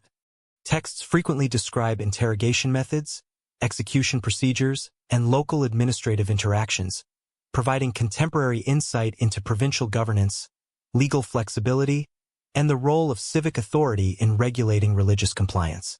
These records reveal that martyrdom was often a function of localized enforcement rather than continuous imperial policy, corroborating evidence from inscriptions, edicts, and contemporary chroniclers. The social impact of martyr narratives was profound. By documenting exemplary adherence to Christian teaching under duress, communities reinforced norms of obedience, charity, and ethical behavior. Leaders utilized these accounts to instruct members, resolve disputes, and validate authority, integrating martyr acts into catechesis and ritual practice. This dynamic strengthened communal cohesion and delineated boundaries between committed adherents and those unwilling or unable to endure persecution. Martyr memory extended into urban identity. Burial sites and commemorative spaces became focal points for assembly, prayer, and ritual observance, contributing to the urban visibility of Christian communities despite intermittent suppression. Material culture, including sarcophagi inscriptions, frescoes, and portable devotional objects, illustrates the integration of martyr commemoration into daily life, reinforcing both spiritual ideals and social structures. These practices also linked dispersed communities through shared recognition of prominent martyr figures, sustaining cohesion across geographic space. Narratives of martyrdom were carefully transmitted alongside liturgical and ethical instruction. Leaders ensured that accounts of trial, refusal to sacrifice, and execution were preserved through both oral performance and textual reproduction. The circulation of these stories across urban and regional networks facilitated the development of a shared historical consciousness, establishing continuity of belief and practice even in the absence of centralized authority. Martyr acts functioned as both exemplars and connective tissue, linking local experience to broader communal identity. The integration of martyr narratives into Christian memory underscores the interplay between historical experience, textual preservation, and ritual practice. Communities not only recorded events but also interpreted them within theological and ethical frameworks, transforming individual suffering into collective instruction and reinforcement of communal norms. Archaeological evidence of catacombs, inscriptions, and commemorative spaces corroborates textual accounts, demonstrating the material reality of these practices. By the early 4th century, circumstances changed dramatically. The institutional and theological frameworks shaped by martyrdom, communal memory, and leadership provided a foundation for negotiating the transformation of Christianity from a persecuted minority to a legally recognized religion. The accumulated practices of commemoration, ritual, and textual preservation ensured continuity, allowing communities to retain doctrinal and ethical cohesion during periods of dramatic political and social change. The legacy of martyrdom, therefore, extended beyond immediate experience, influencing the structural, liturgical, and narrative development of Christianity for subsequent centuries. Christianity entered imperial politics in the early 4th century, a transformation driven by Constantine's rise to power and his engagement with both religious and political landscapes. In 312 CE, Constantine confronted Maxentius at the Battle of the Milvian Bridge, a decisive engagement that secured his control over the Western Roman Empire. Contemporary sources, including Lactantius de Mortibus Persecutorum and Eusebius Vita Constantini, report that Constantine attributed his victory to divine intervention, often described as a vision of the Christian God or a celestial sign. While the precise nature of this experience remains debated, its political and symbolic significance is clear. Constantine linked imperial authority with the favor of the Christian deity, marking a pivotal moment in the integration of Christianity into statecraft. The following year, in 313 CE, Constantine and Licinius issued the Edict of Milan, a formal decree granting religious toleration throughout the empire. The edict explicitly restored confiscated property to Christian communities, legitimized public worship, and allowed Christians to operate within the legal and civic framework of the Roman state. This policy shift was not solely motivated by theological conviction. It also reflected pragmatic considerations. Constantine sought to unify the empire under a stabilizing ideology, mitigate social unrest, and align diverse populations around a shared religious and political identity. Christianity, with its increasingly organized urban networks and hierarchical leadership, offered a ready structure for such consolidation. Imperial patronage had immediate consequences for Christian communities. Legal recognition enabled public worship, construction of basilicas, and systematic collection of tithes and resources. Archaeological evidence from early 4th century churches in Rome, Constantinople, and North Africa confirms large-scale architectural projects and urban integration. These developments also expanded the administrative responsibilities of bishops, who now mediated not only theological and ritual matters but also legal interactions with imperial authorities. The urbanization of Christianity accelerated, fostering networks that extended across the Mediterranean and reinforced the centrality of major cities as hubs of religious and political coordination. Constantine's engagement with Christianity also prompted questions regarding doctrinal clarity and authority. State support created practical and ideological incentives for uniformity. Disputes among bishops or regional communities could have broader political implications, potentially destabilizing urban governance or social cohesion. Letters, council records, and imperial correspondence indicate that Constantine actively encouraged resolution of doctrinal disagreements, framing theological consensus as a component of imperial stability. This interaction between political authority and religious leadership established precedents for subsequent imperial involvement in ecclesiastical affairs. The integration of Christianity into imperial politics also influenced the broader legal and social context. Imperial legislation increasingly recognized Christian moral norms, provided protections for clergy, and facilitated the endowment of charitable institutions. Urban centers became sites of combined civic and religious activity, as churches, administrative offices, and social services operated in conjunction with municipal governance. Archaeological findings, including inscriptions, mosaics, and basilica foundations, document the material manifestation of imperial support, illustrating how political patronage translated into structural and spatial integration within Roman cities.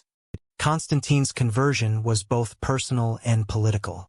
While he adopted Christian symbols and rhetoric, he maintained traditional imperial practices, including the use of solar imagery and references to civic cults, to appeal to broader constituencies. Coins, imperial edicts, and monumental architecture from this period reflect a hybridization of religious and political symbolism, demonstrating that the transition to Christian patronage was a negotiated and strategic process. The emperor's approach highlights the interplay of ideology, pragmatism, and authority in shaping the early relationship between Christianity and the state. The broader Mediterranean context also informed Constantine's policies. Christianity had grown significantly in urban centers, particularly in the eastern provinces, with hierarchical leadership, textual authority, and ritual cohesion. These factors made Christian communities both socially significant and administratively manageable. Imperial recognition therefore leveraged existing organizational structures, providing a mechanism to reinforce central authority while accommodating religious diversity. Letters from bishops, council records, and contemporary chroniclers suggest that local leaders were integrated into provincial governance networks, mediating between communities and the imperial apparatus. This political and religious transformation required careful negotiation of doctrinal issues. Constantine encouraged dialogue among bishops and sponsored councils to resolve theological disputes that could undermine unity.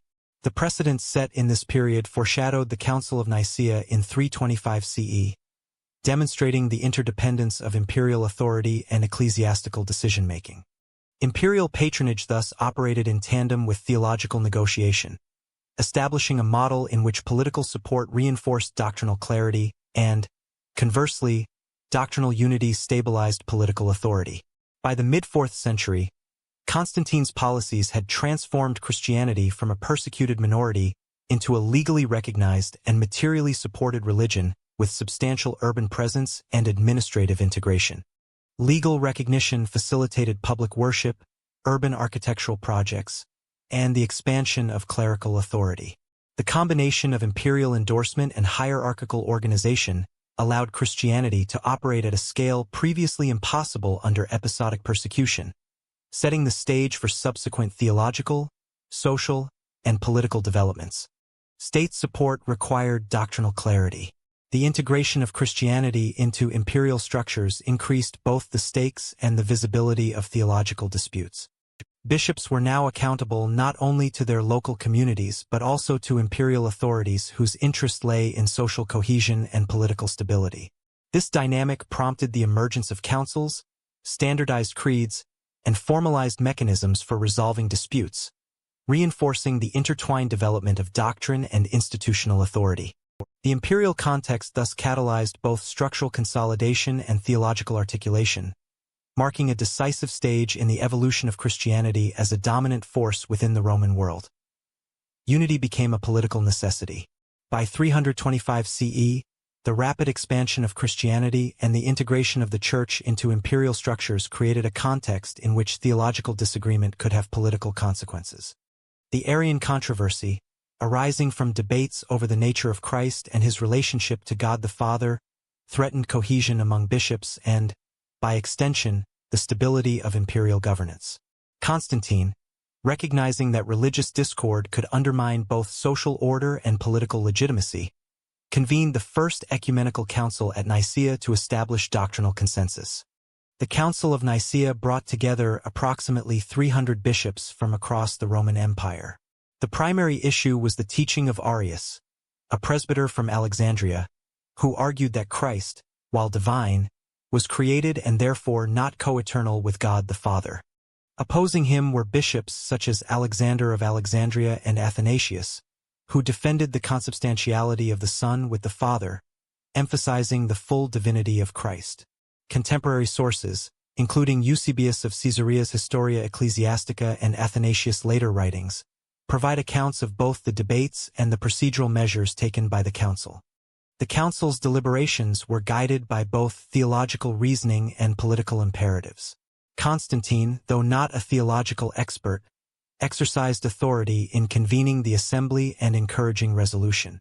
The council produced the Nicene Creed, a concise statement affirming the consubstantiality of the Son with the Father, establishing a benchmark for orthodoxy.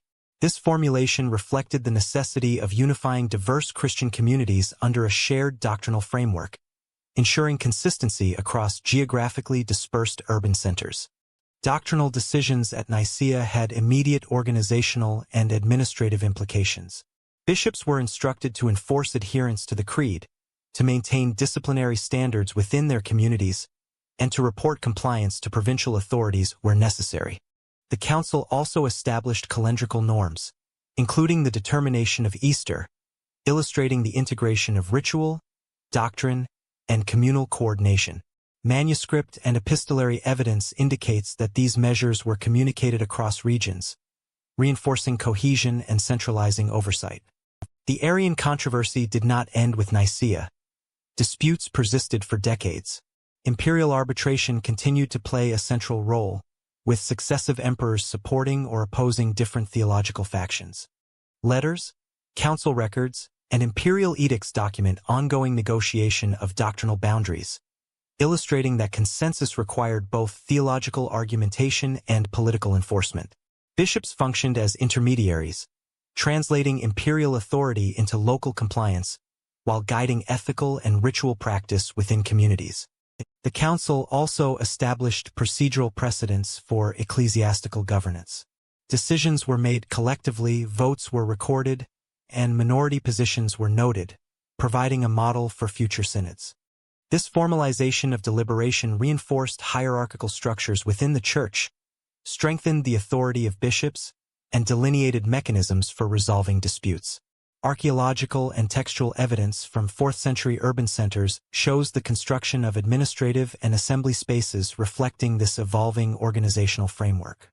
The integration of doctrinal unity into imperial structures illustrates the interdependence of theology and political stability. By standardizing belief, the council reduced the risk of factionalism, bolstered loyalty to the emperor, and facilitated coherent communication across urban and provincial networks. Bishops' ability to enforce compliance contributed to social cohesion and reinforced the legitimacy of both ecclesiastical and civic hierarchies. This relationship between theological orthodoxy and imperial authority set a precedent for subsequent Christian engagement with the state. Nicene decisions were also codified in response to broader social and cultural factors. Urban communities, now legally recognized and materially supported, required consistent teaching to accommodate growing congregations, diverse converts, and new administrative responsibilities. The codification of Christological doctrine provided clarity for education, catechesis, and liturgical instruction. Leaders could now reference a standardized framework, mitigating disputes and ensuring alignment with both spiritual and political expectations. The Council's outcomes highlight the interaction of ideas, leadership, and infrastructure. Nicene doctrine provided conceptual clarity, bishops provided enforcement and teaching, and imperial support facilitated dissemination across urban and regional networks.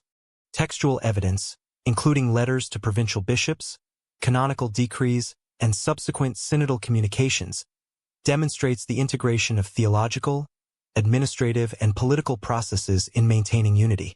This coordination reinforced the emerging Church as both a religious and social institution within the Roman Empire.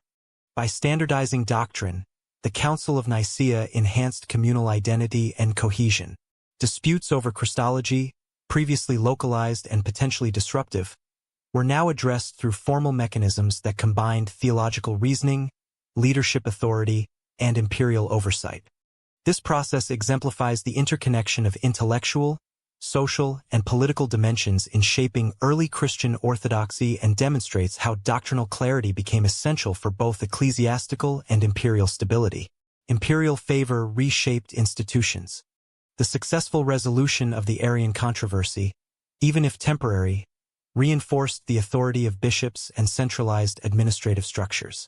Christian leaders were increasingly integrated into imperial decision-making, with councils serving as platforms for negotiating both theological and civic concerns.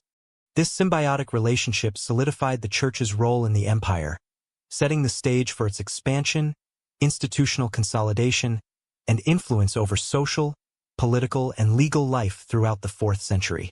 By the end of this period, the combined effects of doctrinal codification, episcopal authority, and imperial support had transformed Christianity into a unified, organized, and politically visible institution.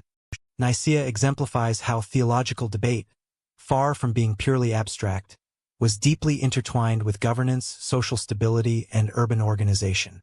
The council set enduring precedents for resolving disputes, defining orthodoxy, and integrating religious authority within the structures of the Roman state, shaping the trajectory of Christianity for centuries to come. Christianity became compulsory in the Roman Empire under Emperor Theodosius I.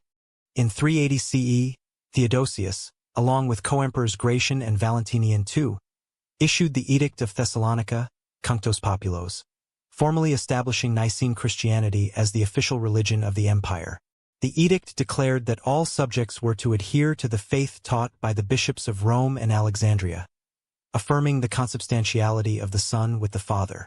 Those refusing to comply were classified as heretics and excluded from public and sacramental participation. This legislative act marked a decisive shift from previous periods of imperial tolerance to the formalization of Christianity as a state-mandated orthodoxy. The edict had immediate legal and social consequences. Pagan cults, previously tolerated under the policy of religious pluralism, were increasingly restricted, with temples closed and public sacrifices prohibited. Municipal authorities were instructed to enforce these measures, resulting in the gradual dismantling of civic religious structures. Archaeological evidence from the late 4th century shows the conversion or destruction of pagan temples across urban centers such as Rome, Athens, and Ephesus. Inscriptions and dedicatory fragments reflect both abandonment and repurposing, illustrating the material impact of legal enforcement on religious practice.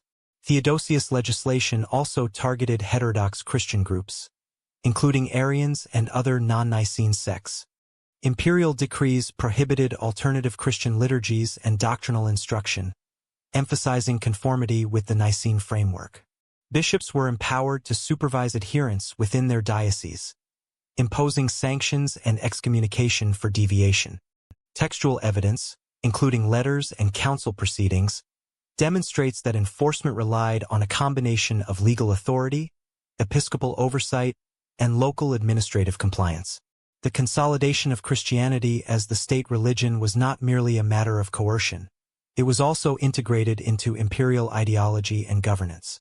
Public rituals, urban ceremonies, and festivals increasingly reflected Christian doctrine, with the emperor presented as a defender of the faith. Coins, monumental inscriptions, and architecture from this period demonstrate the alignment of civic and religious symbolism. Basilicas, such as those in Constantinople and Thessalonica, were constructed with imperial sponsorship, serving as both centers of worship and instruments of social cohesion. The legal establishment of Christianity also reshaped the hierarchy and administrative authority of the Church.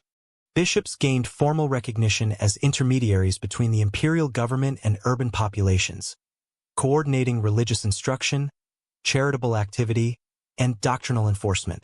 Councils convened under imperial auspices, such as the Synod of Constantinople, 381 CE, addressed both theological disputes and administrative organization, reinforcing centralized structures. The combination of legal backing, hierarchical authority, and institutional infrastructure enabled the Church to operate as a coherent, empire-wide entity. This formalization affected social and cultural life. Civic identity became increasingly intertwined with religious conformity. Public office holders, military personnel, and urban elites were expected to adhere to Nicene Christianity. Pagan elites experienced marginalization, and their participation in civic cults declined, leading to a reconfiguration of urban socio-political networks. Archaeological evidence, including changes in public inscriptions, coinage, and urban planning, reflects this transformation, demonstrating that legal enforcement reshaped both belief and social structure. Theodosius' policies were reinforced through successive legislation and imperial practice. Edicts prohibited pagan sacrifices, divination, and ritual practices associated with older cults, while promoting Christian education, clerical privileges, and charitable institutions. Urban centers became hubs of episcopal administration, with bishops exercising authority over both religious and civic matters. The integration of law, ritual, and governance created a framework in which Christianity was inseparable from imperial authority and societal order. Power reshaped belief in this context. The alignment of legal authority with doctrinal orthodoxy encouraged conformity, while dissenting practices, whether pagan or heterodox Christian, were increasingly marginalized. The legal and administrative apparatus of the state ensured the widespread adoption of Nicene Christianity, reinforcing hierarchical oversight and promoting doctrinal uniformity. Material culture, urban planning, and architectural patronage all reflect the centralization of religious and political authority, demonstrating the interplay of law, ideology, and institutional power. By the mid-5th century, the formal establishment of Christianity as the state religion had produced profound structural and cultural effects. Christian ritual, hierarchy, and architecture were deeply integrated into urban life, while legal measures limited alternative religious expressions. Bishops acted as intermediaries between imperial authority and local populations, coordinating both religious and civic affairs. The alignment of law, ritual, and governance created enduring mechanisms for the consolidation of belief, identity, and institutional power across the empire. Theodosius' reign thus represents a decisive stage in the evolution of Christianity from a legally tolerated minority into a compulsory, state-endorsed religion. The Edict of Thessalonica and associated measures ensured the supremacy of Nicene orthodoxy, reinforced hierarchical structures, and facilitated the integration of Christianity into civic, legal, and cultural frameworks. These developments established a precedent for imperial oversight of doctrine, institutional consolidation, and the centrality of the Church within the Roman state, shaping the trajectory of late antique Christianity. Old religions did not vanish overnight. The establishment of Christianity as the state religion under Theodosius I set in motion a deliberate policy of pagan suppression, yet traditional cults and local practices persisted in various forms across the empire. Imperial edicts closed temples, prohibited sacrifices, and restricted ritual participation, but archaeological and textual evidence demonstrates that adherence to older religious practices continued, often clandestinely or adapted to the new Christian-dominated social framework. Temple closure and desecration were widespread in urban centers. In Rome, Athens, Ephesus, and other major cities, civic temples were abandoned, repurposed, or dismantled. Inscriptions and dedicatory plaques reveal that many sanctuaries once central to municipal identity fell into disuse, while some were converted into churches or integrated into Christian urban architecture. Archaeological findings show that altars, statues, and ritual paraphernalia were often relocated or destroyed, yet traces of continued activity, such as graffiti or votive deposits, indicate lingering devotion and occasional resistance to enforcement. Despite legal restrictions, local religious practices adapted and persisted in rural and peripheral regions. Archaeological surveys of villas, farmsteads, and minor sanctuaries demonstrate that domestic worship and localized cultic rituals continued well into the 5th century. Offerings, iconography, and inscriptions reveal syncretic practices, where traditional rituals coexisted alongside or were integrated with Christian symbols. These adaptations reflect pragmatic negotiation by local communities, balancing legal compliance with continuity of ancestral religious identity. The persistence of pagan traditions also included festivals, seasonal rites, and social observances. Many rural communities maintained agricultural rituals associated with fertility, harvest, and seasonal cycles, sometimes reinterpreting them through Christianized forms or retaining them informally. Literary sources, including letters, chronicles, and hagiographies, attest to occasional friction between Christian authorities and local populations over participation in these observances, indicating the complex negotiation of belief and practice. Christian authorities actively sought to suppress heterodox practices while promoting orthodoxy. Bishops and urban councils issued decrees against ritual noncompliance, including pagan rites, divination, and the use of amulets or charms. Textual sources such as the writings of Ambrose of Milan and Augustine of Hippo document efforts to educate populations, enforce sacramental participation, and integrate formerly pagan spaces into Christian liturgical life. Enforcement was more effective in urban centers with strong episcopal presence, while rural peripheries retained greater autonomy and diversity of practice. Material culture reveals a gradual transformation rather than immediate eradication. Archaeological studies indicate that temple precincts were often reused for secular or Christian purposes, preserving architectural elements while altering ritual function. Inscriptions, votive objects, and funerary monuments show continuity of local identity and memory, even as official cultic practice waned. These findings underscore the uneven pace of religious change across different regions and social strata. Adaptation was also evident in religious art and iconography. Pagan motifs were sometimes reinterpreted in Christian contexts, integrating local aesthetic traditions into emerging Christian visual culture. Frescoes, mosaics, and sarcophagi demonstrate this selective appropriation, facilitating cultural continuity while reinforcing the dominance of Christian ideology. Artistic adaptation served both theological and social purposes, enabling communities to negotiate heritage and identity within the framework of state-enforced orthodoxy. Christianization of public space accelerated regional differentiation. Urban centers with strong episcopal and imperial presence exhibited rapid conformity, with churches replacing temples and Christian ritual shaping civic life. In contrast, peripheral and rural areas maintained syncretic practices and residual pagan customs. This regional variation highlights the interplay of administrative capacity, local tradition, and social negotiation in the process of religious transformation. The interplay between suppression and adaptation influenced social cohesion and community identity. Christian authorities leveraged legal and doctrinal measures to establish orthodoxy, while local populations adapted older practices to retain continuity with traditional culture. Textual evidence, combined with archaeological findings, indicates that the negotiation of belief was an ongoing process, producing diverse expressions of legal enforcement, episcopal authority, and imperial patronage shaped public conformity, while rural, peripheral, and culturally distinct communities negotiated adaptation, continuity, and integration. This duality of suppression and adaptation reflects the complex dynamics through which Christianity consolidated its status while accommodating regional diversity. Christianity diversified regionally as a result of these processes. The combination of state support, hierarchical authority, and local adaptation produced varied expressions of belief and practice, shaping urban and rural communities differently. Material culture, inscriptions, and textual evidence collectively document how Christianity transformed the empire while negotiating continuity with pre-existing religious traditions. The enforcement of orthodoxy, the resilience of local practices, and the integration of cultural and ritual forms demonstrate the multifaceted nature of religious change during this formative period. Institutions outlived emperors.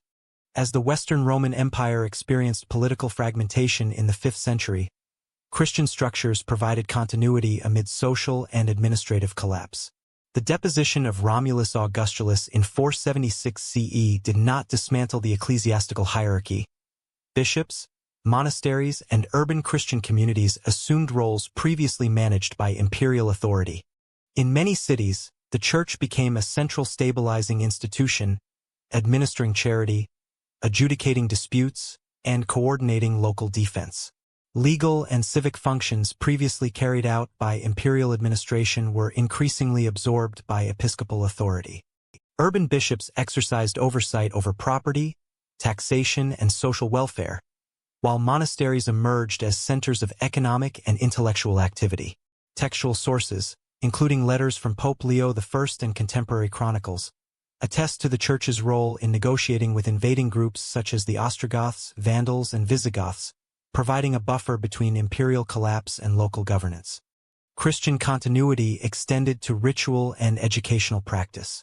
Liturgical life, sacramental observance, and clerical training persisted across former imperial territories, ensuring the transmission of theological knowledge and moral instruction. Monastic foundations, particularly in Italy, Gaul, and Hispania, served as repositories of textual culture, copying classical and Christian works alike. Archaeological evidence from basilicas, monastic complexes, and scriptoria demonstrates that Christian infrastructure both survived and adapted to regional instability. The persistence of Christian institutions influenced the political integration of new Germanic kingdoms. Rulers often sought legitimacy through association with episcopal authority, adopting Nicene Christianity to consolidate control and integrate diverse populations. Diplomatic correspondence, council records, and hagiographical sources indicate that bishops mediated relationships between conquerors and local populations, facilitating social cohesion and continuity of law. This process reinforced the Church's role as both spiritual and temporal authority. Christian communities also mediated cultural continuity. Art, architecture, and textual transmission provided stable markers of identity amid shifting political landscapes. In cities such as Rome, Milan, and Ravenna, churches functioned as centers for civic gathering, education, and public ritual. Inscriptions and material remains reveal ongoing investment in sacred architecture, suggesting that the Church maintained social influence and economic activity despite imperial decline. Theological and liturgical unity offered additional resilience. Standardized rites and doctrinal conformity enabled dispersed communities to maintain cohesion, even as political boundaries fragmented. Bishops exercised authority across dioceses, ensuring that Christian teaching and sacramental practice were preserved. Letters from regional synods document the Church's involvement in local dispute resolution, clerical appointments, and doctrinal enforcement, demonstrating the interweaving of spiritual and administrative functions. This continuity was not uniform. Peripheral regions experienced adaptation and syncretism, integrating local customs into Christian practice.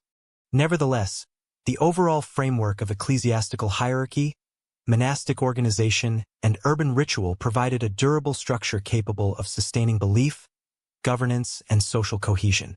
Material culture, including church mosaics, inscriptions, and manuscript preservation, underscores the Church's role in maintaining institutional stability. By mediating governance, law, and education, the Church became a central authority in post-imperial Western Europe. Its structures outlasted emperors, providing continuity for populations navigating political instability and migration. Bishops, monasteries, and urban communities became guarantors of order, linking spiritual guidance with administrative oversight. The survival of these institutions laid the groundwork for the medieval synthesis of church and state authority. New forms of authority emerged in this context. Christian institutions, strengthened by imperial legacy and localized adaptation, assumed responsibilities for leadership, social organization, and cultural preservation. Their continuity shaped the trajectory of Western Europe, influencing political consolidation, legal frameworks, and intellectual life. The fall of the Western Empire illustrates how religious institutions can preserve social and cultural structures, maintaining cohesion even as imperial power wanes. Christianity reshaped institutions across the late antique world. By the 5th and 6th centuries, the Church had become a central actor in law, education, and social organization, extending its influence well beyond purely religious matters. The codification of Christian norms and moral codes informed legal practices, shaping legislation, judicial processes, and civic conduct. Imperial law increasingly incorporated Christian principles, as reflected in the Theodosian Code and subsequent compilations, standardizing penalties for heresy, regulating clerical privileges, and defining social obligations in ways consistent with Christian ethical frameworks. Educational institutions were similarly transformed. Monasteries, cathedral schools, and episcopal centers became key sites for literacy, textual preservation, and intellectual transmission. Christian authorities ensured the copying of both scriptural and classical texts, preserving a corpus of knowledge that would endure into the medieval period. Archaeological evidence from scriptoria, libraries, and monastic complexes indicates systematic organization, reflecting a deliberate strategy to maintain cultural continuity amid political and social change. Social norms were increasingly informed by Christian ethics and ritual practice. Charitable institutions such as hospitals, orphanages, and alms distribution networks became organized under episcopal oversight, integrating welfare with moral instruction. In urban centers, bishops coordinated responses to famine, disease, and social unrest, positioning the Church as both spiritual and civic authority. Inscriptions, hagiographies, and legal texts document the codification of these responsibilities, illustrating the institutionalization of care and regulation as part of Christian social governance. Christianity also influenced civic architecture and urban organization. Churches, basilicas, and monastic complexes became focal points for community life, serving both religious and administrative functions. Urban planning increasingly accommodated Christian ritual, with public spaces repurposed for liturgical events and religious gatherings. Archaeological evidence demonstrates that these spaces were designed to facilitate congregation, hierarchy, and ritual cohesion, embedding Christian practice within the physical and social fabric of cities. The integration of church and state reshaped political authority. Bishops acted as intermediaries between imperial officials and local populations, coordinating taxation, legal enforcement, and moral instruction. Councils and synods provided mechanisms for addressing doctrinal, administrative, and social issues across regions, reinforcing hierarchical structures. Textual sources, including letters, council canons, and legal codices, attest to the Church's role in mediating disputes, regulating behavior and sustaining civic order, establishing a model of institutional authority that persisted throughout the medieval period. Christianity's impact on culture extended to intellectual life, literature, and artistic expression. Scriptural exegesis, theological debate, and historiography flourished under ecclesiastical patronage, producing works that shaped moral and philosophical discourse. Visual culture, including mosaics, sculpture, and illuminated manuscripts, conveyed Christian narratives, ethical exemplars, and communal memory, reinforcing social cohesion and shared identity. Archaeological and textual evidence demonstrates that cultural production was closely tied to institutional structures, reflecting the Church's role as both patron and arbiter of intellectual life. Legal, educational, and cultural integration facilitated the spread of Christian norms across diverse populations. Converts, clergy, and lay leaders were socialized into shared practices, rituals, and moral codes, standardizing behavior while allowing adaptation to local contexts. This process fostered cohesion across vast geographic regions, creating a network of communities unified by institutional, ritual, and doctrinal frameworks. Material culture, including inscriptions, liturgical artifacts, and civic architecture, documents the diffusion and consolidation of Christian influence. By the early medieval period, the institutional and cultural legacy of Christianity was firmly established. Laws codified moral and social behavior, educational structures preserved literacy and classical knowledge, and civic and urban life reflected Christian norms and ritual organization. Bishops, monasteries, and urban communities acted as stabilizing forces, ensuring continuity of governance, education, and culture amid ongoing political transformation. Influence extended beyond belief, shaping legal systems, educational frameworks, and social structures for centuries. Christianity became a foundational element of European civilization, influencing governance, urbanization, and intellectual life. The rise of Christianity illustrates how a religious movement can fundamentally transform societal organization, embedding ethical, educational, and institutional principles within the very framework of culture. The enduring effects of these developments are evident in law codes, architectural planning, educational curricula, and social norms, demonstrating the comprehensive and lasting impact of Christianity on the institutions and culture of the post-Roman world. Before we continue exploring the enduring influence of Christianity across the centuries, hit the subscribe button to join our journey through history, click the bell icon to get notified of every new Nightfall video, and share your thoughts in the comments on which part of this transformation fascinated you most.